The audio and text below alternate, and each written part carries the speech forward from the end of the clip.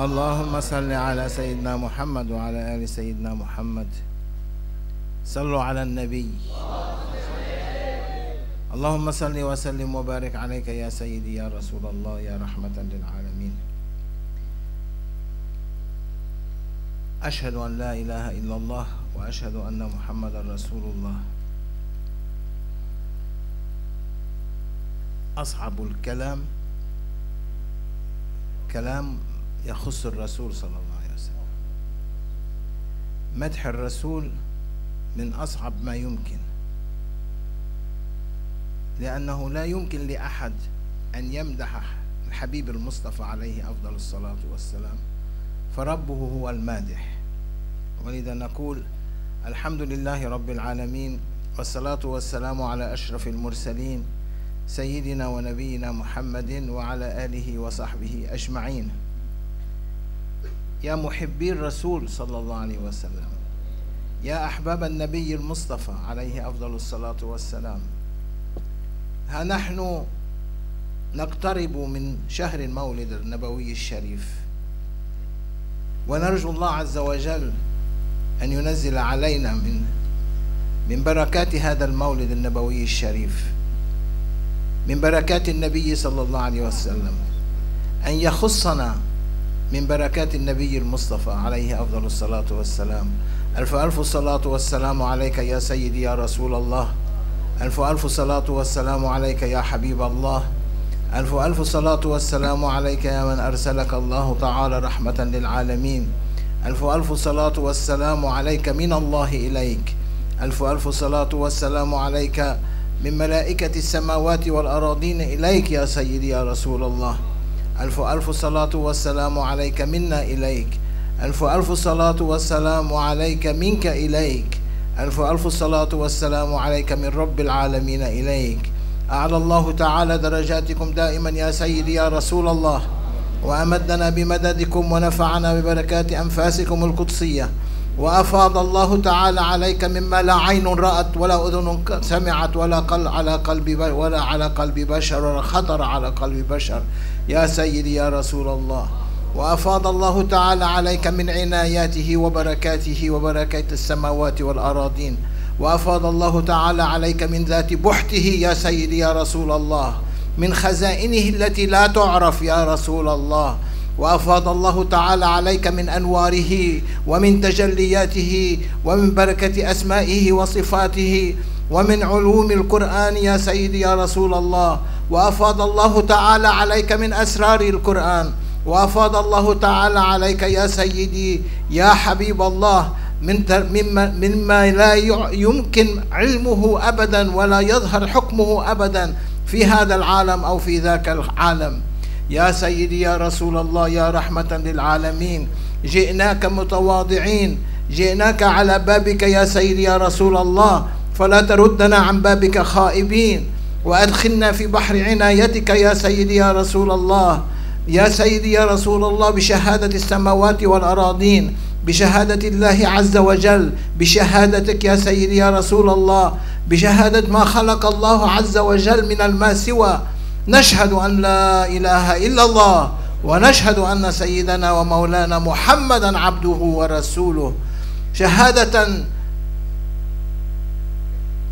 دائمة يا رب يا الله، دائمة في كل لحظة من لحظات حياتنا، في كل لحظة من لحظات هذه الدنيا، إلى أن نلقاك يا رب العالمين، شهادة بمحبتك لمحبتك ومحبة رسولك عليه أفضل الصلاة والسلام. ونستغفرك من الذنوب التي ظهرت منا من يوم ولست ربكم قالوا بلى إلى يومنا هذا، كم ظهر منا من كبائر وجنايات وآثام وبهتان وغيبة ونميمة. تبنا ورجعنا إلى الله، نتوب إلى الله توبة نصوحا. يا ربي تقبل توبتنا، ومن عهدنا هذا إلى يوم القيامة نرجو حفظك وأمانك يا رب العزة والعظمة والجبروت، يا من لا إله إلا أنت سبحانك إني كنت من الظالمين. وأن حبيبك المصطفى قد بلغ الرسالة وأدى الأمانة على وجهها يا رب العالمين، أدى الأمانة إلى الملائكة وإلى الإنس والجن يا رب العالمين. يا الله يا الله فاغفر لنا وارحمنا وأنت خير الراحمين. يا سيدي يا رسول الله أمدنا بمدد من عندك، أدخلنا في بحرك يا سيدي يا رسول الله، أدخلنا في بحر تجلياتك يا سيدي يا رسول الله، لا تتركنا على الأبواب واقفين، بل أدخلنا إلى دارك يا سيدي، دار الخلد، دار الخلد يا سيدي يا رسول الله، دارك الذي بشرك وأعطاك الله إياه، أن جعل ذكرك واسمك مع اسمه، حيث لا يمكن أن يقال لا إله إلا الله بدون محمد رسول الله. عليها نحيا وعليها نموت وعليها نلقى الله. يا ربنا يا الله، اللهم صل وسلم وبارك على حبيبك المصطفى سيد السادات ونور الموجودات، يا من لا ملجأ منه إلا إليه، فلا تخيب رجاءنا يا الله. يا سيد السادات ونور الموجودات، يا من هو الملجأ لمن مسه ضيم وغم وألم، أتوسل إلى جنابك الأعظم بهذه السادات، بأهل بيتك الكرام يا سيدي يا رسول الله، بأوليائك بأصحابك الفخام، أن لا تردنا عن بابك خائبين ولا للحظة واحدة يا ربنا يا الله، خاصة في هذا الشهر الكريم الذي سيأتي أمامنا، شهر ربيع الأول. اجعل تجليات ولادة بعثة حبيبك المصطفى علينا، تتجلى بها علينا يا الله يا الله يا الله. وصلى الله على سيدنا ونبينا محمد وعلى آله وصحبه أجمعين. أما بعد، السلام عليكم ورحمة الله تعالى وبركاته. إن اللسان قاصر والقلب خائب والعقل غائبا، ونحن لا ندري أين نحن. العباد لا يدرون أين هم إلا بإخبار النبي صلى الله عليه وسلم. فيا سيدي يا رسول الله، أخبرنا بما يجب علينا أن نقوم به. قال الله تعالى في كتابه الكريم: وما آتاكم الرسول فخذوه. فنحن منتظرين يا سيدي يا رسول الله كرمك وعطاؤك حتى نأخذه. ما هو الذي سنأخذه؟ هل هو العلم الشرعي؟ هل هو العلم الفقهي؟ أو هو علم الحديث؟ فهذا كله موجود وأخبرت عنه. نريد يا سيدي يا رسول الله إضافة إلى ذلك، نريد يا سيدي رجاء أن تفتح على قلوبنا من الأسرار، لأن القرآن كله أسرار وكله إشارات وكله كلمات مقطعة، وكل حرف له مدلوله. فأفض علينا من هذا المضمار، فأفض علينا من هذه الأخبار الذي أفضت عليها أوليائك الكرام وصحابتك الفخام يا سيدي يا رسول الله يا رحمة للعالمين. قال الله تعالى في كتابه الكريم: إن الله وملائكته يصلون على النبي. أي هذا أمر على كل مسلم ومسلمة، وعلى كل إنس أو جن، وعلى كل الملائكة، وهي آية من آيات القرآن. والقرآن معروف بالدليل أنه كلام الله القديمي وليس بمخلوق. القرآن ليس مخلوقا، بل هو قديمي وهو كلام الله. فإذا هذه الآية غير مخلوقة، بل هي من القرآن في كلام الله القديم، ولا يدري أحد معنى كلام الله القديم، لأن الكلام القديم له أسراره. أما ما أرسل إلينا عن طريق النبي صلى الله عليه وسلم فهو القرآن الذي نقرأه. أما القرآن الذي علمه ربه للنبي صلى الله عليه وسلم هو نفس آيات القرآن الذي نقرأه ولكنه بالأسرار. وإذا لم ندرك الأسرار فيعني ذلك نقص كبير منا، لأن الله عز وجل مرج البحرين يلتقيان بينهما برزخ لا يبغيان، أي مرج بحر الظاهر وبحر الأسرار. فعلينا نحن أن نتدارك إلى أن نصل إلى بحر الأسرار، كما كان أبو يزيد البسطامي رضي الله تعالى عنه يقول: يا رب كيف الوصول إليك؟ وجاءه الخطاب بعد مدة طويلة تركه الله عز وجل على بابه يطلب الدخول، كيف الوصول إليك؟ حتى جاء الخبر: يا أبا يزيد تريد الوصول إلى الله تعالى فاترك نفسك وتعال. فعلينا أن نترك أنفسنا، أن لا نغضب، أن لا نحسد، أن لا نكره، بل نسامح، أن لا نقول لأي أحد لا. فالنبي صلى الله عليه وسلم لم يقل لا. والأولياء الله هم كالشلال النازل من الجبل ويصبح نهرا وينتهي إلى البحر ويدخل في المحيط. فعلينا أن نمتثل ذلك بأن ندخل بحر النبي صلى الله عليه وسلم، وهو الباب مفتوح، حيث قال في أحد صيغ الصلاة على النبي: اللهم صل على سيدنا محمد الفاتح لما أغلق. فهو الفاتح لما أغلق، فكل مغلوق هو فاتحه، وكل سر هو فاتحه. وأسرار القرآن، من أسرار القرآن هو فاتح على قلبك على مقدار ما تتحمل.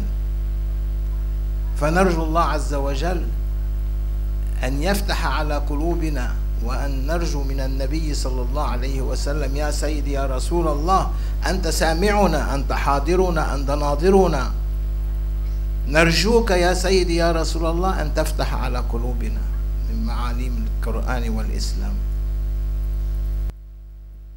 بسم الله الرحمن الرحيم. ولا حول ولا قوة إلا بالله العلي العظيم. اللهم صل وسلم على سيدنا محمد وعلى آله وأصحابه أجمعين. Assalamualaikum warahmatullahi wabarakatuh. Alhamdulillah, tadi guru kita Syekh Hisham Al-Qabbani, mata'anallah bituli hayatih, semoga Allah memanjangkan usia beliau, keluarga beliau dan guru-guru beliau dalam keadaan yang terbaik.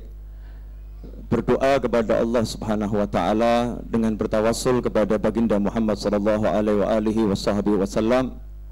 Beliau memohon kepada baginda Muhammad sallallahu alaihi wasallam dengan permohonan yang sangat banyak.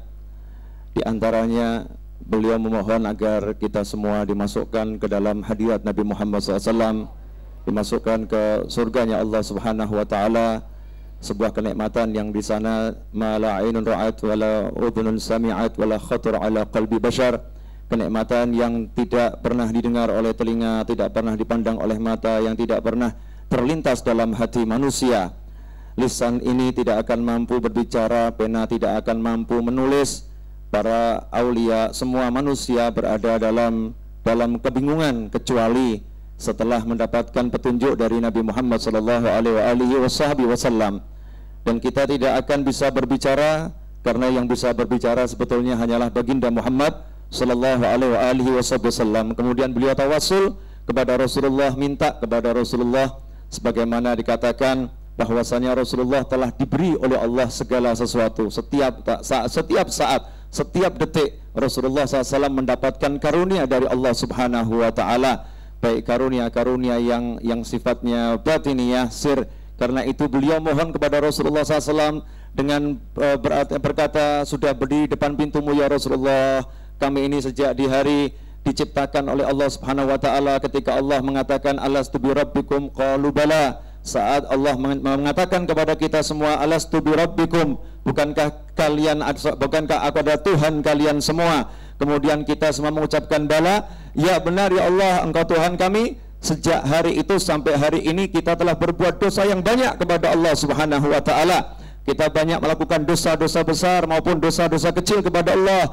Karena itu ya Allah, kami semua bertobat kepadamu dari semua dosa tadi. Kami mohon ampun kepadamu ya Allah dengan wasilah Nabi Muhammad SAW. Kemudian beliau minta kepada Rasulullah SAW agar bermurah kepada kita semua, agar Rasulullah memberikan karunia-Nya kepada kita semua, sehingga kita dapat mengucapkan berbagai rahasia-rahasia dari ilmu Nabi Muhammad SAW. Sedangkan Rasulullah telah diberi ilmu oleh Allah. Semua ilmu datangnya dari Nabi Muhammad SAW. Tadi beliau mencontohkan di mana Allah mewahyukan innallaha wa malaikatahu yusalluna 'alan nabi ya ayyuhalladzina amanu sallu alaihi wa sallimu taslima. Ayat ini sallallahu alaihi wasallam merupakan salah satu ayat Al-Quran yang sifatnya adalah qadim, bukan sesuatu yang baru, karena Al-Quran bukanlah makhluk. Ayat ini disampaikan oleh Allah dari wahyunya Allah sejak zaman qadim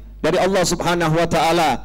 Apa yang disampaikan Allah ke dalam dada Nabi Muhammad SAW tidaklah sama dengan apa yang sampai ke telinga kita. Maksudnya Rasulullah menerima wahyu itu dengan semua asrarnya, dengan semua rahasianya. Tapi kalau kita membaca wahyu tersebut sekedar lahirnya saja, sehingga kekurangan yang sangat besar, sebuah kerugian yang sangat besar bagi kita semua jika kita hanya mengetahui yang lahirnya. Memang benar ayatnya yaitu, ayatnya cuman itu, tetapi tidak sama apa yang diperoleh Rasulullah SAW dengan apa yang diterima oleh kita semua, karena Rasulullah SAW menerima ayat itu lengkap dengan rahasia-rahasia dari setiap huruf yang ada di dalamnya. Karena setiap huruf dari Al-Quran memiliki rahasia tersendiri. Setiap hurufnya, alif, ba, dan seterusnya, semua huruf itu punya rahasia-rahasia tersendiri, asrar yang sangat banyak. Kita tidak mengerti apa yang akan dibukakan oleh Allah Ta'ala kepada kita di malam hari ini. Karena itu berulang kali beliau minta kepada Allah Subhanahu wa Ta'ala agar diberi ilmu-ilmu yang menyebabkan bisa semakin dekat kepada Allah Subhanahu wa Ta'ala. Apalagi kita berada di penghujung bulan Safar, bulan yang sudah dekat sekali dengan bulan Maulid Nabi Muhammad sallallahu alaihi wasallam. Beliau minta kepada Allah agar tajalliyat, berbagai tajalli Allah di bulan Maulid tersebut diberikan kepada kita semua, sehingga kita menjadi manusia-manusia yang berbahagia. Beliau mengatakan ilmu, ada ilmu fikih, ada ilmu hadis, dan ilmu-ilmu yang lain. Semua itu sumbernya dari Rasulullah SAW. Tapi ilmu itu ada dua, marajal bahrain yaltaqiyan bainahuma barzakhun la yabghiyan. Di antara laut ada dua, ada laut yang rasanya asin, ada laut yang rasanya tawar. Di antara laut yang tawar dan asin, Allah menjadikan satu, bisa berjalan bersama antara laut yang asin dan tawar tersebut.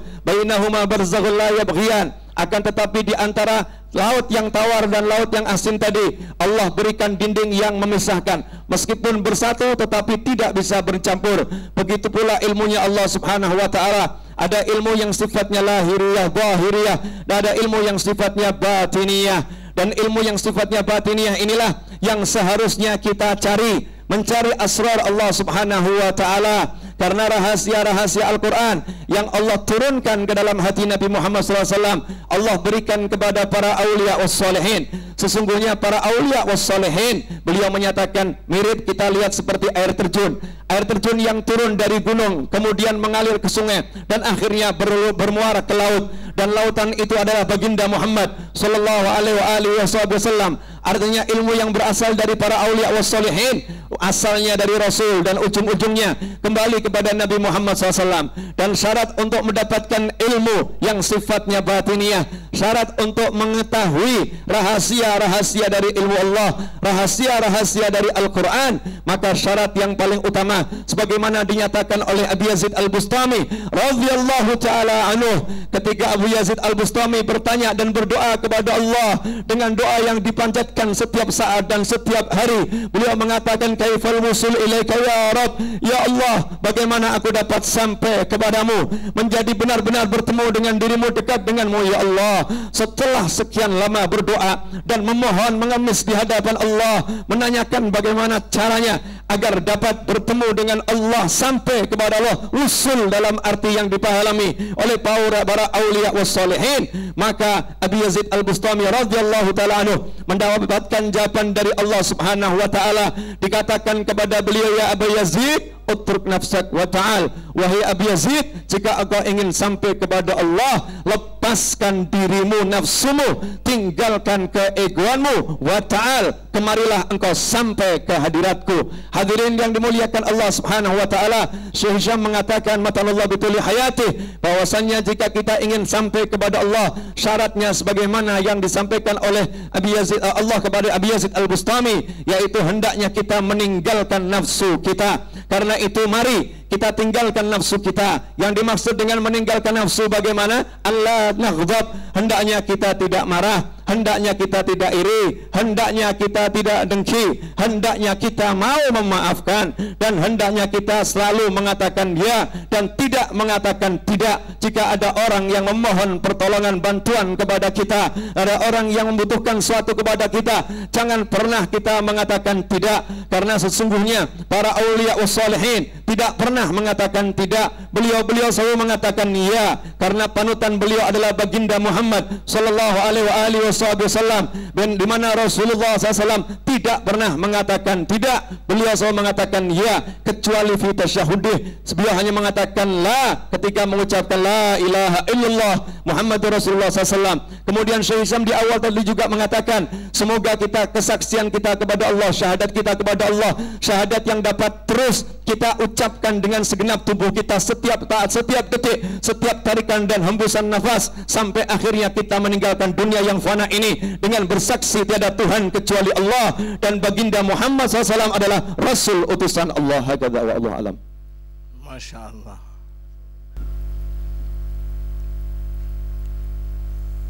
Allahumma salli wa sallim wa barik ala Sayyidina Muhammad. Sallu ala Nabi. فإذا إن الله وملائكته يصلون على النبي هي آية من القرآن، وهي قديمة كقدم القرآن، والقرآن كلام الله، فهي من كلام الله. فأمر الله عز وجل الملائكة بالصلاة على النبي، أي كانوا مشاهدين للنبي صلى الله عليه وسلم حتى يصلوا عليه. كيف أنت تصلي على شيء لم يكن موجود؟ ونحن نعلم أنه أول ما خلق الله عز وجل نور النبي صلى الله عليه وسلم.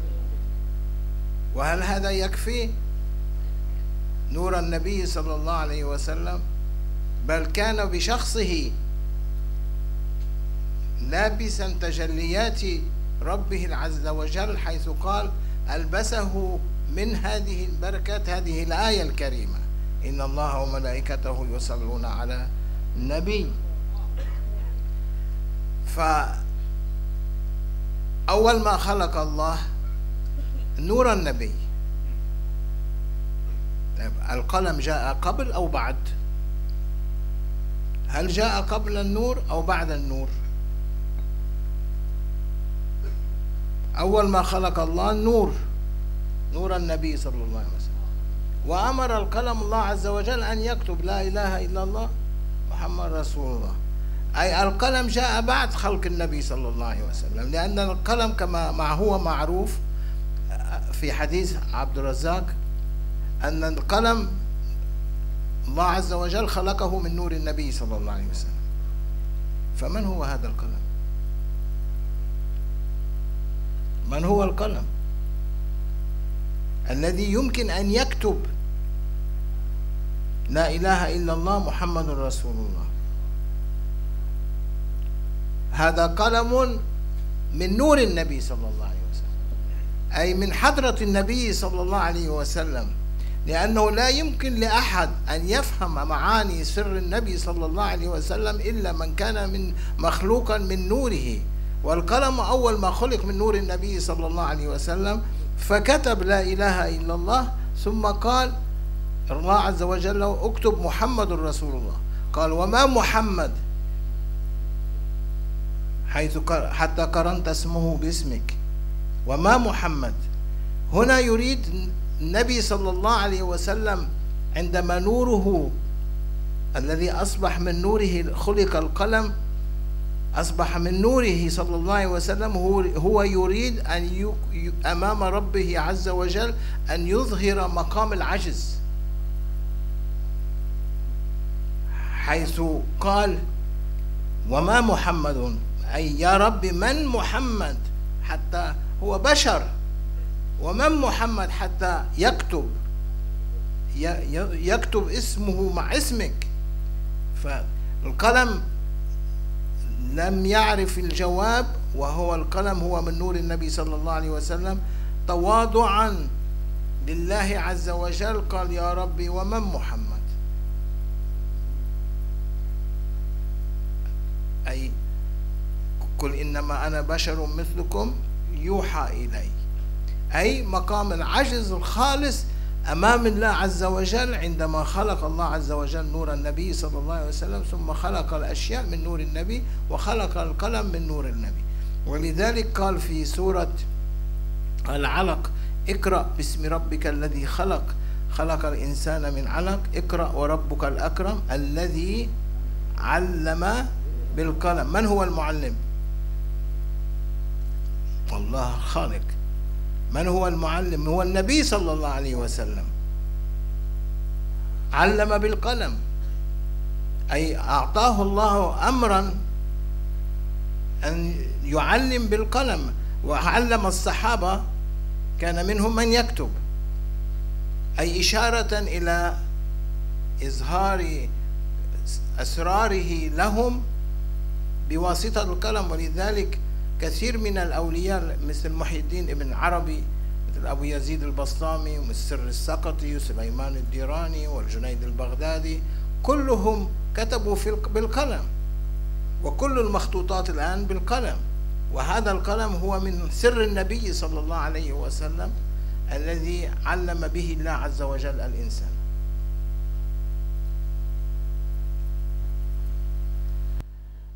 Ayat yang tadi beliau sampaikan, innallaha wa malaikatahu yusalluna 'alan nabi ya ayyuhalladzina amanu sallu 'alaihi wa sallimu taslima Allahumma salli wa sallim wa barik 'alaihi. Ayat ini merupakan wahyu Allah yang sifatnya qadim. Wahyu Allah yang sifatnya qadim. Pertanyaan, Allah memerintahkan ya ayyuhalladzina amanu. Sebelum Allah memerintahkan kepada kita semua orang yang beriman, Allah menyatakan innallaha wa malaikatahu, sesungguhnya Allah dan seluruh malaikatnya senantiasa bersolawat kepada Nabi Muhammad SAW. Pertanyaan, yang disolawati oleh para malaikat yaitu baginda Rasulullah SAW, saat itu sudah ada atau belum? Sedangkan kalamullah ini, Al-Quran ini, ayat ini sifatnya qadim, azali, sejak dahulu kala. Saat Allah menyampaikan kepada para malaikat, wahai para malaikat, bersolawatlah kepada Nabi. Lah, nabinya sudah ada atau belum? Kalau orang biasa memahami belum ada, itu pemahaman yang salah. Bagaimana mungkin Allah memerintahkan malaikat untuk bersolawat kepada sosok yang belum ada?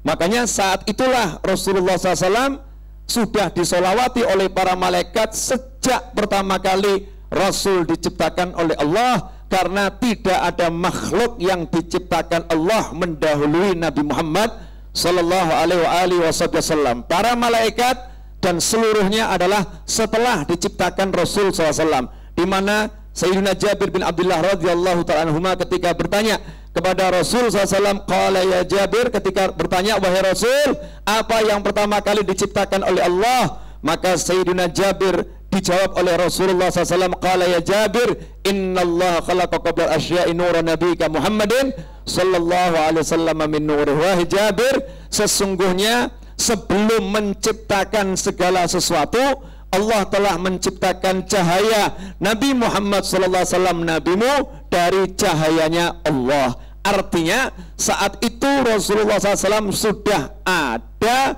berwujud cahaya dari cahaya Allah yang kemudian mempunyai sebuah sosok, yang sosok itu merupakan tajalliyat dari wahyu Allah yang berbunyi, innallaha wa malaikatahu yusalluna 'alan nabi ya ayyuhalladzina amanu sallu 'alaihi wasallimu taslima. Nah, setelah para malaikat itu bersolawat kepada Rasulullah SAW, Allah Ta'ala setelah menciptakan nurnya Rasulullah, Allah kemudian menciptakan Al-Qalam.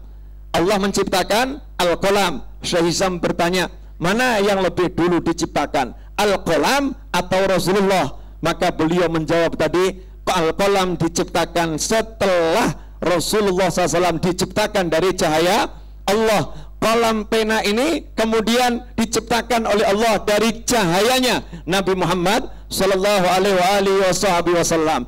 Ketika itulah pena yang merupakan diciptakan dari cahayanya Rasulullah SAW diperintahkan oleh Allah, wahai pena tulislah, wahai pena tulislah, uktub, tulis wahai pena. Maka bertanya kepada Allah, apa yang harus saya tulis ya Allah? Maka pena diperintahkan pertama kali untuk menuliskan la ilaha illallah Muhammadur Rasulullah. La ilaha illallah, menuliskan la ilaha illallah. Selesai menulis la ilaha illallah, pena kembali diperintahkan oleh Allah, tulislah Muhammadun Rasulullah. Saat itulah pena berhenti, pena belum menulis, pena merendahkan diri. Bagaimana pena merendahkan diri? Karena pena ini merupakan bagian dari Nabi Muhammad sallallahu alaihi wasallam. Beliau sendiri disuruh menuliskan nama beliau, maka beliau tidak segera menuliskan namanya karena beliau merendahkan diri di hadapan Allah Subhanahu wa taala. Nur nih, pena nih yang dari nurnya Rasul, merendahkan diri di hadapan Allah Subhanahu wa taala, tawadhu'an, betul-betul merendah di hadapan Allah, kemudian bertanya kepada Allah, ya Allah, apa dan siapa Muhammad ini SAW sampai kok pantas disandingkan dengan namamu, pantas disandingkan dengan namamu. Pena tidak segera menulis, tapi merendahkan diri di hadapan Allah Subhanahu wa ta'ala. Nah, pena inilah yang disebutkan di dalam Al-Quran, allama bil qalam, mengajarkan dengan pena. Dan siapa yang mengajarkan dengan pena? Yang mengajarkan dengan pena adalah baginda Muhammad sallallahu alaihi wasallam. Karena itu kalau kita lihat mengambil keberkahan dari sir pena tersebut, para sahabat ada yang diperintahkan oleh Rasul sallallahu alaihi wasallam untuk menulis wahyu-wahyu, kemudian menulis sabda-sabda Nabi Muhammad sallallahu alaihi wasallam. Karena itulah kita lihat para aulia wassalihin, di antara beliau-beliau itu ada yang kegemarannya menulis buku seperti Ibn Arabi, Abu Yazid Al-Bustami, dan beberapa para aulia tadi yang disebutkan oleh Syekh Hisham Al-Qabbani Matalal Bituli Hayatih. Di situ diterangkan orang-orang soleh tersebut mereka menulis berbagai buku tulisan-tulisannya karena pengen mengambil keberkahan Al-Qalam, pengen mengambil keberkahan qalam yang disebutkan diciptakan dari cahaya Nabi Muhammad sallallahu alaihi wasallam. Hakadha mulakhasan. Allah Subhanahu wa ta'ala sahibu kulli syai' wa yamluk kullu syai'. وهو علم النبي صلى الله عليه وسلم علوم الأولين والآخرين، ومع ذلك تواضع النبي صلى الله عليه وسلم وأظهر عجزه الكامل، وبذلك العجز وإظهار العجز دعاه ربه إلى حضرته. وعندما تدعو من تحب تزين له المكان. فبماذا زين الله عز وجل الجنان لحبيبه المصطفى؟ عندما يأتي ضيف كريم تزين المنزل وتزين الشارع وتزين الطريق حتى تستقبل ذلك الزائر. فما بالك بالنبي صلى الله عليه وسلم؟ دعاه الله إلى حضرته في سورة الإسراء: سبحان الذي أسرى بعبده ليلا من المسجد الحرام إلى المسجد الأقصى. وهذه السورة تدل على المعراج، ولم يسميها بالمعراج، سماها بالإسراء، لأن الإسراء في حد الدنيا، أما المعراج في حد الآخرة. من العلوم غير معروفة، من الأسرار، معراج النبي من الأسرار. ولذلك لا يمكن إذا سماها باسم المعراج يمكن لمعرفة كثير من الحقائق داخلها، أما أغلقها ولم يسميها باسم المعراج، سماها باسم الإسراء. أي يا عباد الله إن كنت يا عباد الله يا معشر الجن والإنس إن استطعتم أن تنفذوا من أقطار السماوات والأرض فانفذوا لا تنفذون إلا بسلطان. الله عز وجل أعطى إذن، أعطى للجميع: إذا أردتم أن تنفذوا إن جن أو إنس من أقطار السماوات تفضلوا، ولكن لا يمكن أن تنفذوا إلا بسلطان. فسورة الإسراء هي في حد الدنيا. إذا أردت أن تنفذ إلى أقطار السماوات والأرض يجب أن يكون عندك سلطان. ومن هو السلطان؟ هو النبي صلى الله عليه وسلم. يجب أن تصاحب النبي صلى الله عليه وسلم حتى تنفذ إلى أقطار السماوات والأرض، وهذا السلطان هو النبي. تريد أن تنفذ في أقطار الدنيا فانفذ. يستعملون كثير من الطائرات الآن أو سبيس شيب، فيمكن. أما النفوذ إلى أقطار السماوات والأرض يجب عليك أن تجد سلطان. ومن هو السلطان؟ هو النبي صلى الله عليه وسلم. عندما دعاه ربه دعا ذاك السلطان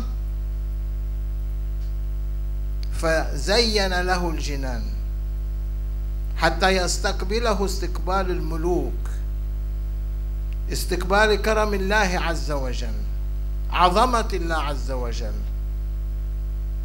فزين الجنان. بماذا زينه؟ بكلامه القديمي،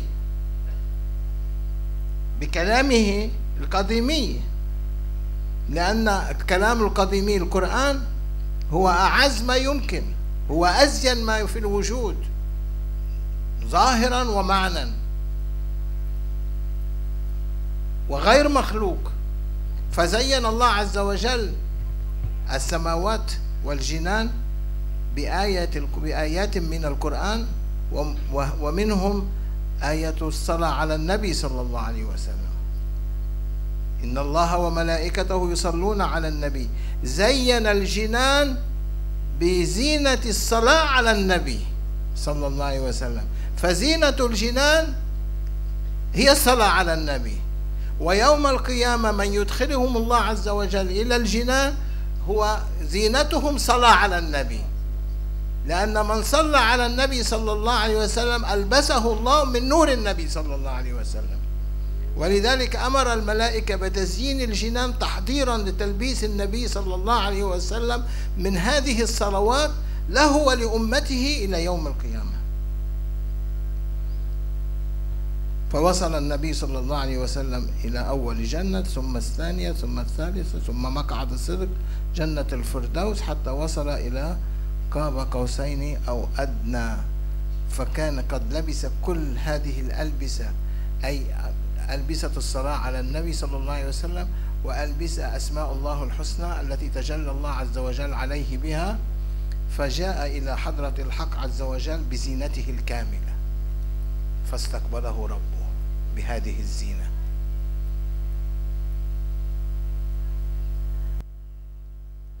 Ya, la haula wala quwata illa billah.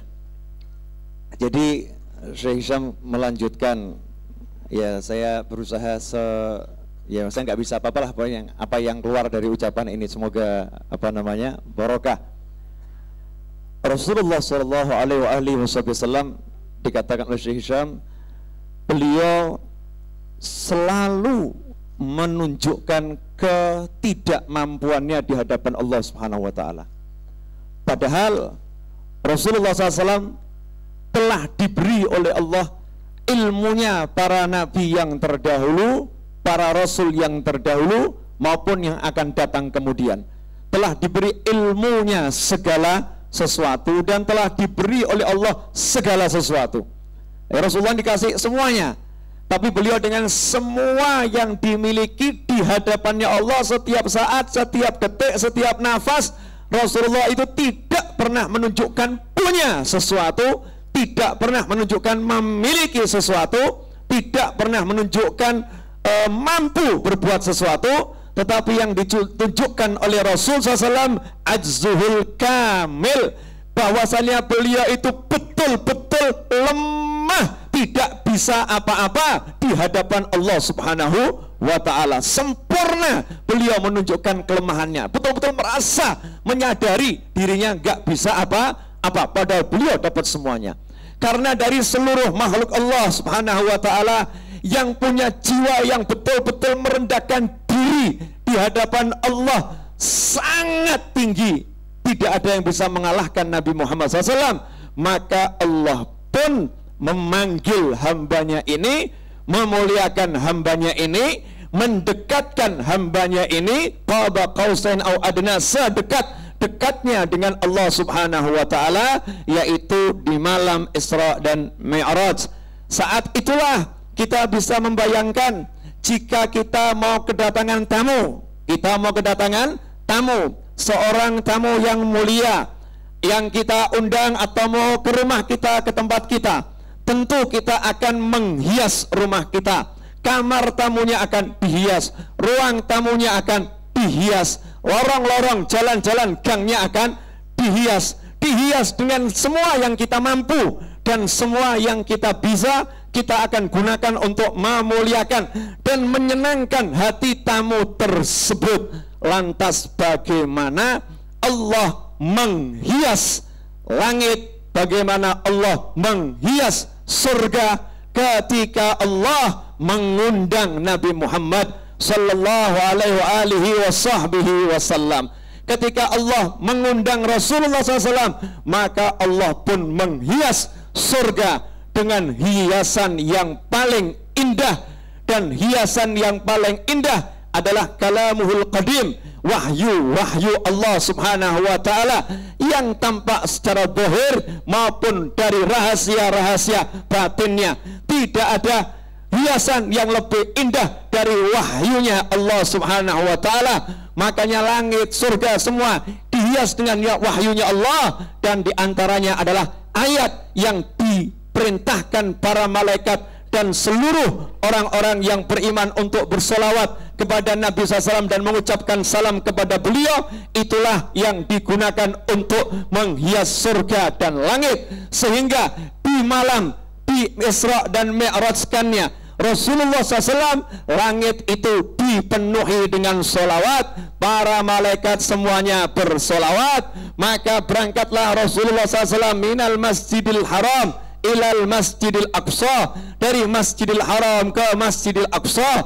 Diceritakan dalam surat Isra, di situ nama suratnya disebut surat Isra, padahal ayat tersebut tersirat perjalanan Mi'raj. Kenapa Allah tidak menamakannya sebagai surat Mi'raj tetapi surat Isra? Salah satu hikmah dan maknanya adalah karena Mi'raj adalah urusan langit, sedangkan Isra adalah urusan perjalanan di di muka bumi. Dari satu wilayah ke wilayah yang lain, meskipun itu masih di langit, satu langit yang lain, tapi itu urusan wilayah bumi yang sifatnya zahir, sehingga masih bisa dimengerti oleh manusia.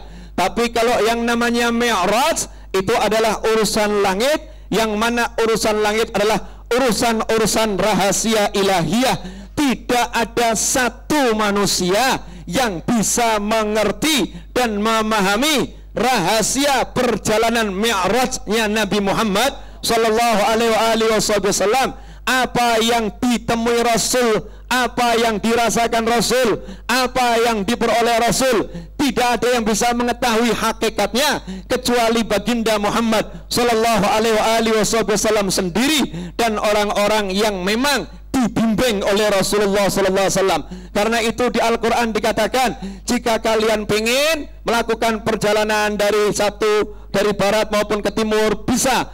Tapi kalian kalau mau menembus 7 lapis langit, dalam arti bukan langit yang zahir tapi langit yang batin, maka kalian tidak mungkin bisa illa bisultan, kecuali kalau kalian punya sultan, kalian punya kekuatan. Yang dimaksud perjalanan ke langit ini bukan pesawat ruang angkasa yang sampai ke bulan atau menuju planet Mars, bukan itu. Tetapi perjalanan ke langit adalah langit-langit ilahiyah yang sifatnya batiniyah, yang Mi'rajnya Nabi Muhammad SAW melampaui semua itu.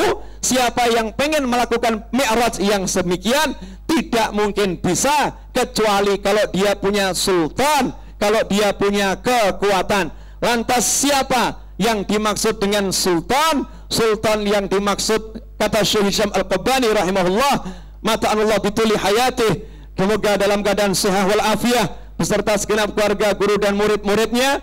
Maka beliau itu mengatakan yang dimaksud dengan sultan adalah baginda Muhammad sallallahu alaihi wasallam, sehingga tidak ada seorang pun yang mampu menembus langit-langitnya Allah subhanahu wa ta'ala, dalam arti langit yang ghaibiyah, kecuali kalau orang tersebut didampingi oleh Nabi Muhammad sallallahu alaihi wasallam, dibimbing oleh Nabi Muhammad sallallahu alaihi wasallam. Karena itu kalau kita pengen bisa menembus langit tersebut, syaratnya adalah kita harus selalu bersama dengan Nabi Muhammad sallallahu alaihi wasallam. Di malam Mi'raj itu Rasulullah disambut oleh Allah, nembus 7 lapis langit, langitnya dihias dengan sholawat, masuk ke surganya Allah subhanahu wa ta'ala, sampai ke Jannatul Firdaus. Setiap Rasul sampai ke surga, sampai ke satu tempat, di situ Rasul diberi pakaian-pakaian keindahan, dan pakaian keindahan tersebut tercipta dari sholawat kepada Nabi Muhammad sallallahu alaihi wasallam. Kemudian pakaian ini ketika udah sempurna dikenakan oleh Rasulullah sallallahu alaihi wasallam dengan keindahan yang tiada tara, maka Rasul pun sampai pada qaba qausain au adna di hadapan Allah subhanahu wa ta'ala dengan keindahannya yang sangat luar biasa, bertemu dengan zat yang maha indah, dan libas pakaiannya adalah pakaian dari ayat salawat kepada Rasul Muhammad sallallahu alaihi wasallam. Karena itulah barang siapa yang pengen mendapatkan pakaian-pakaian keindahan tersebut, hendaknya dia bersolawat kepada Nabi Muhammad sallallahu alaihi wasallam. Karena barang siapa yang bersolawat kepada Rasul sallallahu alaihi wasallam, orang tersebut oleh Allah diberi pakaian dari cahaya solawat tersebut, yang cahayanya itu sejatinya berasal dari cahaya Nabi Muhammad sallallahu alaihi wasallam. Sehingga semakin sering, semakin banyak seseorang bersolawat kepada Rasul Muhammad SAW, maka dirinya akan semakin bercahaya di hadapan Allah subhanahu wa ta'ala. Insyaallah سنختم بهذا الفصل الأخير. قال الله تعالى في كتابه الكريم: خذوا زينتكم عند كل مسجد، أي خذوا أفضل ما عندكم إلى كل مسجد. كل مسجد مش فقط مسجد واحد، أما معظم المساجد، كل المساجد أمر إلهي، خذوا زينتكم عند كل مسجد، أي لكل مساجد الدنيا يجب أن تأخذوا زينتكم. وما هي الزينة؟ أولياء الله يأخذوا الزينة إلى كل عبد، إلى كل قلب مريد من مريدهم، أي تجليات الحق عز وجل من خلع الأنوار التي ألبسها للنبي صلى الله عليه وسلم. يطلبون من النبي أن يلبس المريدين من تلك الزينة، لأن المريد يصبح قلبه مسجد بذكر الله عز وجل وبالصلاة على النبي صلى الله عليه وسلم. فخذوا زينتكم عند كل مسجد، أي خذوا حبيبكم المصطفى عليه أفضل الصلاة معكم، أن يكون في قلبكم ذكره دائما، على لسانكم صلوات النبي، صلاة وسلام على النبي صلى الله عليه وسلم دائما غير منقطعة في قلوبكم.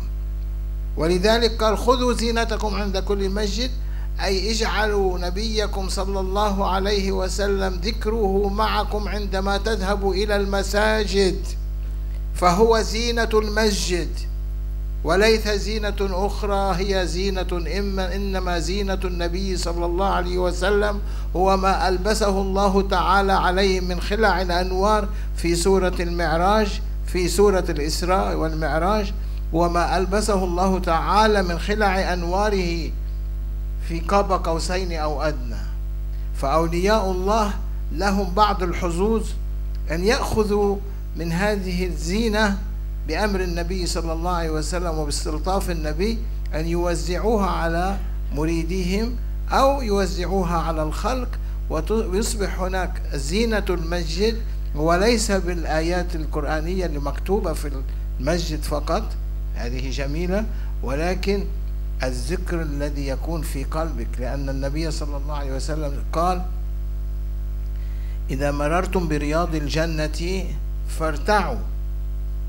وقالوا ماذا وما هي رياض الجنة يا رسول الله؟ قال حلق الذكر.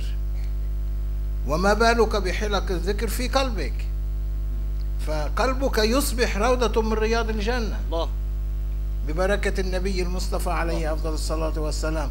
ما بين قبري ومنبري روضة من رياض الجنة. فإذا أنت ذكرت النبي بالصلاة على النبي فيصبح قلبك قلب روضة النبي صلى الله عليه وسلم، كأنك وجدت هناك في كل لحظة تصلي فيها على النبي صلى الله عليه وسلم. رزقنا الله وإياكم وجعلنا دائما على أعتاب الحبيب المصطفى، بحرمة الحبيب، بحرمة أسرار سر سورة الفاتحة.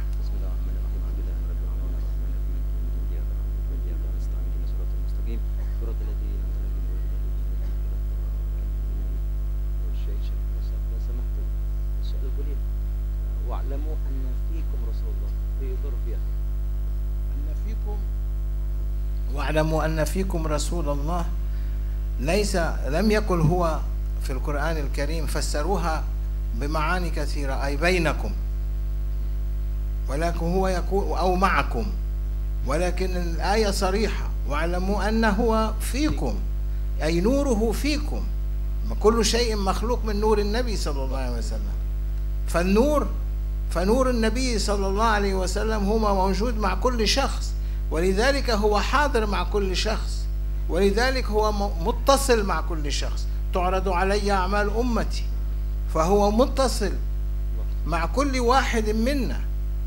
فالقلب مفتوح من طرفه، مفتوح من طرفنا مغلق.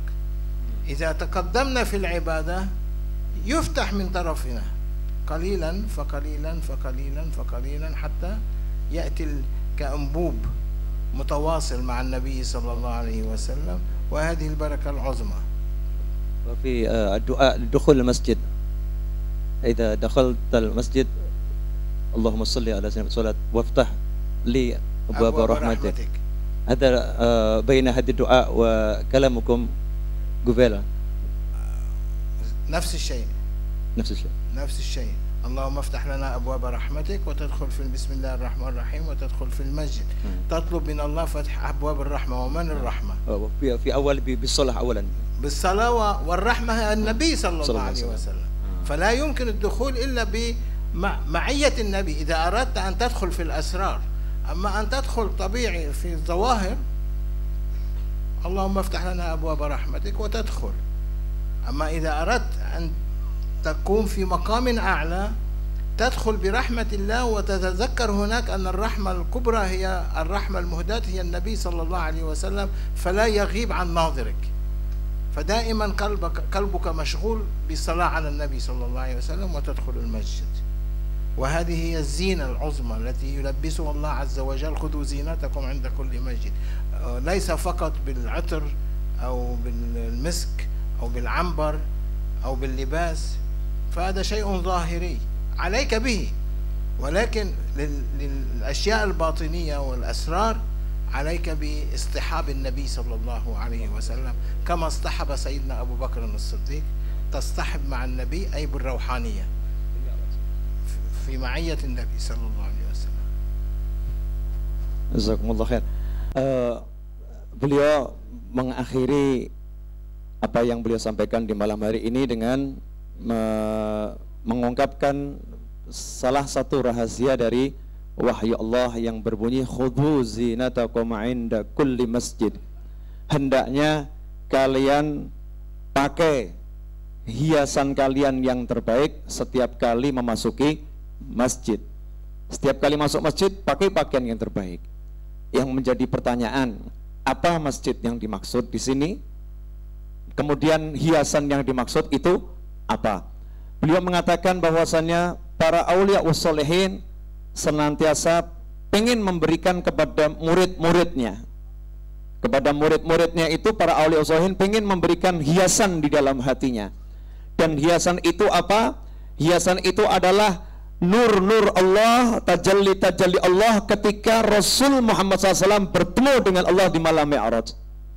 Karena itu pertemuan Rasul dengan zatnya, dengan wujudnya Rasul bertemu dengan zatnya Allah Subhanahu wa ta'ala. Saat itu tajallinya luar biasa, nur yang Allah berikan kepada Rasul SAW, di mana Rasul diciptakan dari nur Allah. Di situ ketemu lagi dengan nurnya Allah, berlimpah nur di sana. Dan tajalli itu terus ada sampai kapanpun, selalu ada dalam diri Nabi Muhammad SAW. Nah, para aulia itu sangat pengen diri beliau dapat bagian dari nur tersebut, dapat bagian dari nur tersebut. Nah, karena beliau cinta pada murid-muridnya, para aulia itu nggak mau untuk dirinya sendiri, maka beliau juga pengen di hati murid-muridnya ada nur dari tajalli Allah Subhanahu wa ta'ala dalam pertemuannya dengan baginda Muhammad sallallahu alaihi wasallam.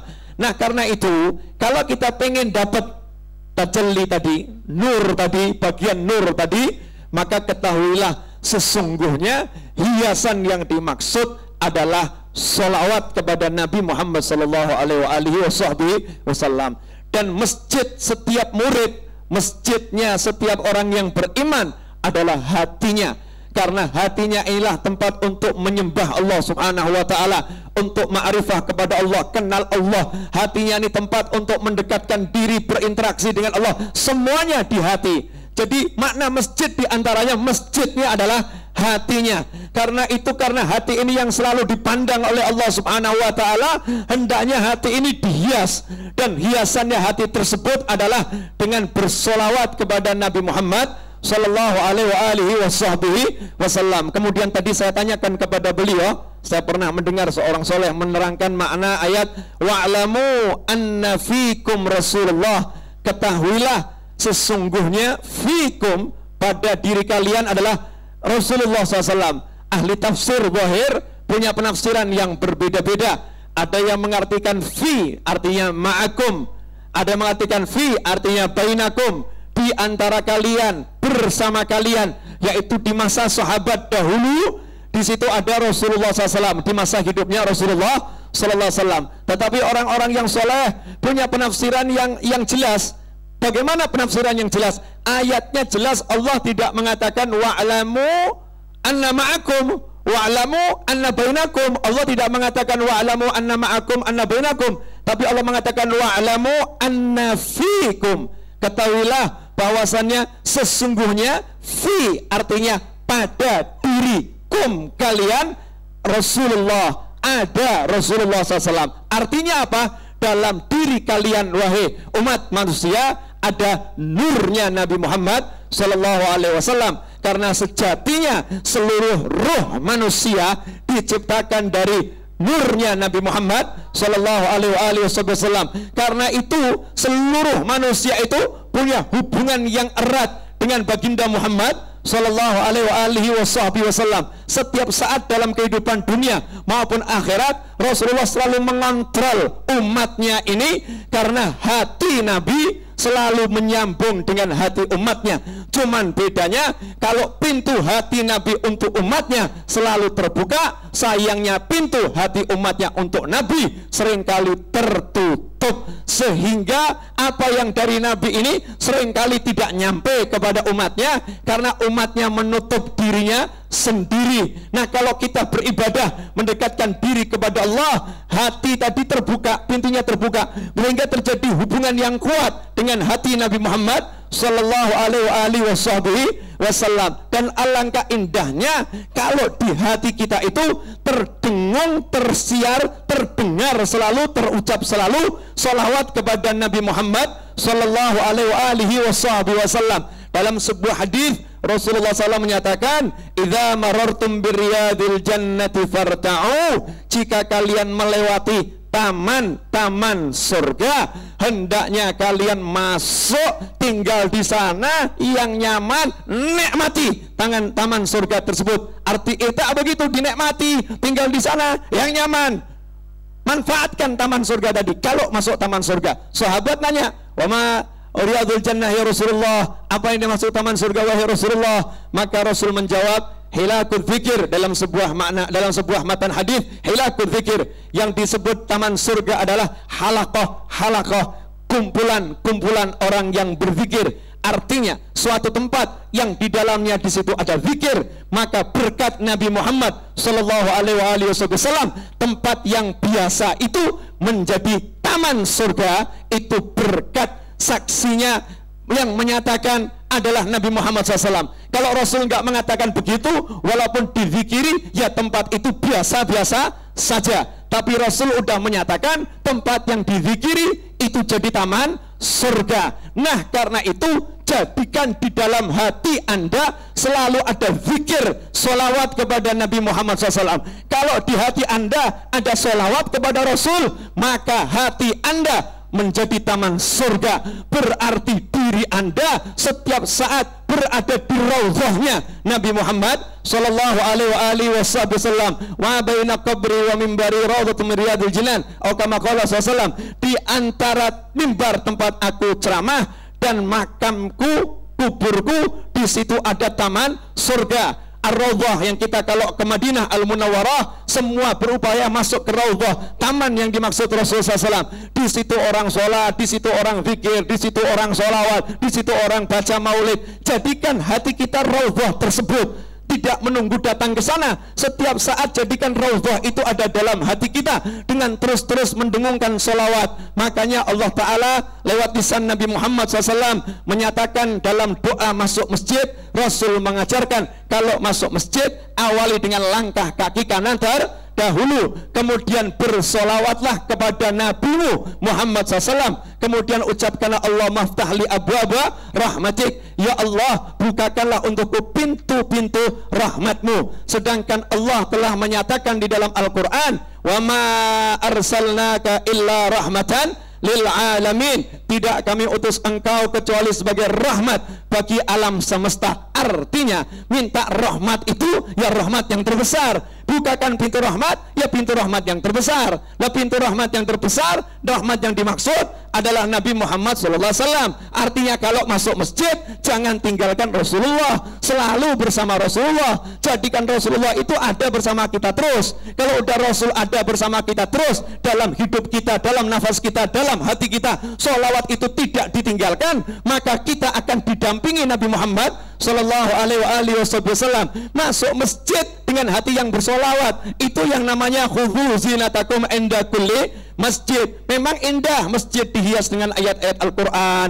Memang indah kalau kita masuk ke masjid dengan pakaian yang bagus, dengan pakaian dengan aroma yang harum. Memang disunahkan pakai seperti itu. Tapi itu hanya makna-makna zahir. Kalau kita cuma melakukan yang seperti itu, ya dapatnya yang zahir-zahir. Kita maunya begitu saja atau mau meningkat? Kalau mau meningkat, ya jangan cuma ambil makna zahir ini, tingkatkan kepada makna yang batin. Dan makna batin itu dengan hati kita bersolawat kepada Nabi Muhammad sallallahu alaihi wasallam. Mohon maaf atas segala kekurangan saya dalam menerjemahkan apa yang beliau sampaikan. Samihni fi terjemah ya Syekh. Assalamualaikum warahmatullahi wabarakatuh.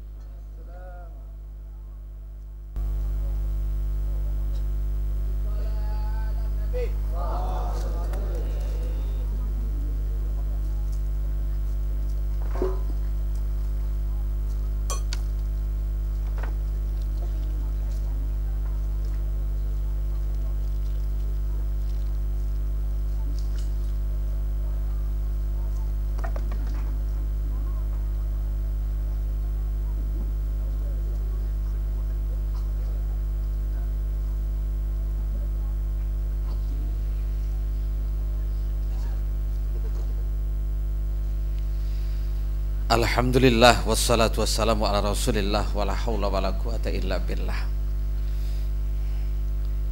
Kita minta kepada Allah Subhanahu wa taala, Allahumma 'allimna ma yanfa'una. Apa yang telah disampaikan mudah-mudahan Allah memberikan ilmu kepada kita yang manfaat. Saya yakin hadirin sekalian paham apa yang disampaikan, baik melalui langsung atau mutarjimnya. Insyaallah paham. Ayatnya cuma satu, muter-muter bolak-balik itu juga. Pahamnya kita ini kalau masuk ke masjid beli baju bagus, kokoknya yang mahal sedikit, ya, pakai minyak wangi. Ada menafsirkan dikatakan kulli masjid itu masjid kulli sholatin. Sholat adalah an-Nabi sallallahu alaihi wasallam. Khususinakum, bersalawatlah kamu apabila kamu masuk sholat. Jadi pahamnya kita, ayo kita masuk ke masjid dengan menghiasi diri kita. Inilah karena apa? Karena selera kita ini rendah di bawah. Sedangkan Allah perintahkan kepada kita waja'alna lil muttaqina imama. Imam muttaqin adalah Rasul sallallahu alaihi wasallam. Baru terbentuk keluarga yang sakinah apabila menjadi qurrata ayun, di diri, hati dan istri kita ini selalu berselawat dan ada kecintaan kepada baginda Nabi kita Muhammad sallallahu alaihi wasallam. Maka baru terjadinya rumah tangga yang sakinah, mawaddah warahmah. Hadirin jamaah rahimakumullah, tentunya kita enggak selalu puas dengan ilmu, karena ilmu Allah itu jika ditulis dengan air lautan dan dijadikan semua tangkai pohon-pohon yang ada di bumi ini dijadikan penanya, maka tidak akan cukup walaupun dilipat gandakan air lautan dan dilipat gandakan itu penanya. Insya Allah Jum'ah Qudam, Jum'ah yang akan datang kita kumpul seperti ini lagi. Insya Allah majlis maulid fi tarikh tsani min Januari wa antum fil arwah nih. Masya Allah. Jadi setahun lagi, yaitu satu Jum'ah lagi, malam Jumat kita hadir karena sudah rutin pada awal Jum'ah min Rabi'il Awal. Al-muassis wa hadzal maulid adalah Habib Anis bin Alwi Al-Habsyi. Insyaallah kasih tahu yang lainnya. Mudah-mudahan cuaca, kesempatan dan saat kita diberikan sehat walafiat, dan insya Allah saudara-saudara kita, keluarga-keluarga kita ini baik dari beberapa daerah dan juga negara-negara tetangga akan hadir pada tempat ini insya Allah pada tanggal 2 Januari Kamis malam Jumat, dan diawali pada yaumil Rabi, yaitu hari Rabuhnya malam Kamisnya membaca Manaqib Syekh Abdul Qadir Jailani yang keseluruhnya itu adalah merupakan bagian untuk dibukakan pintu rahmat Allah Subhanahu wa taala. Kita selalu mengetuk pintunya Allah dan selalu berada di tempat pintunya Allah Subhanahu wa taala. Berkali-kali suatu saat kita akan dibukakan kepada kita sekalian, sebagaimana Habib Ali menyatakan waftah abwaba kullu babin mughlaq. Kita minta dibukakan daripada setiap pintu yang tertutup, tidak didapati pintu itu akan terbuka dari pintu-pintunya Allah Subhanahu wa taala melalui daripada pintunya Rasul sallallahu alaihi wasallam. Hadirin jamaah rahimakumullah, mari kita kembali dengan tenang. Sebelumnya kita nikmati dulu sajian apa yang disiapkan oleh panitia keseluruhannya. Mudah-mudahan kita keluar ini maghfuran, kita keluarkan ini tempat wallahu malatana bi maqamina hadza zamban illa ghafartah. melainkan Allah ampunkan dosa-dosa kita dan Allah kabulkan segala macam hajat kita. Insya Allah kita akan dipertemukan Lailatul Jum'ah yang akan datang dalam keadaan sehat walafiat, dalam keadaan tetap iman dan Islam. Bi'iznillah wa likulli niyatin shalihah wa ila hadratin Nabi sallallahu alaihi wasallam. Al-Fatihah. A'udzubillahi minasyaitonirrajim. Bismillahirrahmanirrahim. Alhamdulillahirabbil alamin. Arrahmanirrahim. Maliki yaumiddin. Iyyaka na'budu wa iyyaka nasta'in. Ihdinas siratal mustaqim. Siratal ladzina an'amta 'alaihim ghairil maghdubi 'alaihim waladdallin. Amin.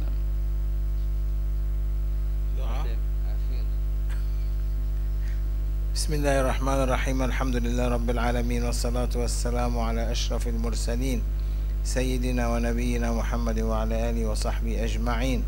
ربنا تقبل منا واعف عنا واغفر لنا وارحمنا واهدنا إلى الحق ولا طريق مستقيم وانصرنا على القوم المفسدين. اللهم أصلح شأننا وشأن المسلمين واشفنا وعافنا وعاف مرضى المسلمين وأمد بعمرنا لإدراك عصر صاحب الزمان يا رب العالمين.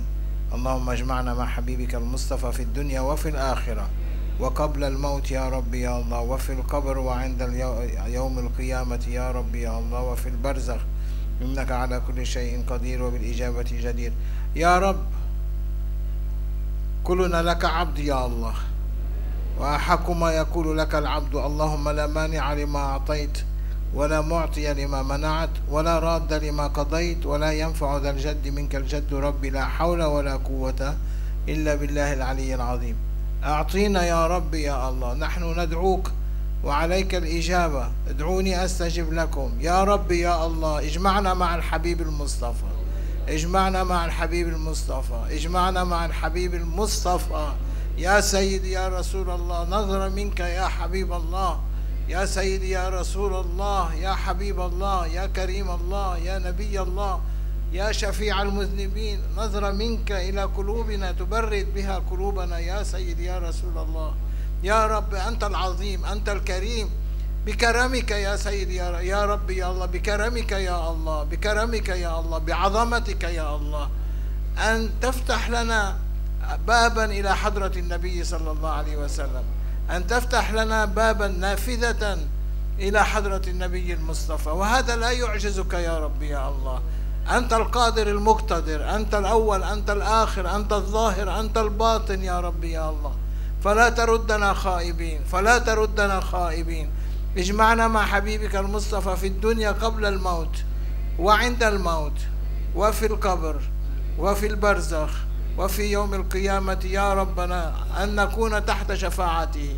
ونرجوك يا رب يا الله بجاه الحاضرين، بجاه الحاضرين الذين نراهم، وبجاه الحاضرين الذين لا نراهم، وبجاه ملائكتك الموجودين في هذه حلقة الذكر، أن تغفر لنا وترحمنا. هذه الرحمة يا رب يا الله، أن ترينا النبي صلى الله عليه وسلم نظرة واحدة يا رب يا الله، نظرة واحدة يا رب يا الله، يا رب يا الله، يا الله يا الله، أنت الله فلا تردنا يا الله. جئناك يا ربي، جئناك بهذا الجمع الكبير أن تغفر لنا وتمدنا بمدد من عندك لندرك به حقيقة نبيك المصطفى عليه أفضل الصلاة والسلام. وصلى الله على سيدنا ونبينا محمد وعلى آله وصحبه أجمعين. سبحان ربك رب العزة عما يصفون، سلام على المرسلين والحمد لله رب العالمين. الفاتحة.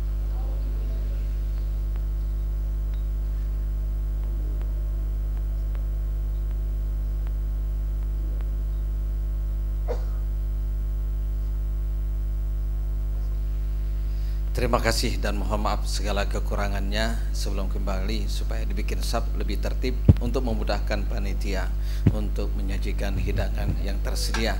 Lebih kurangnya kami atas seluruh nama keluarga besar Pondok Pesantren Darul Islam, jazakumullahu ahsanal jaza, terutama kepada Syekh Maulana Hisam. Amin ya rabbal alamin. Wa narjukum an nazur fi amal mati insyaallah.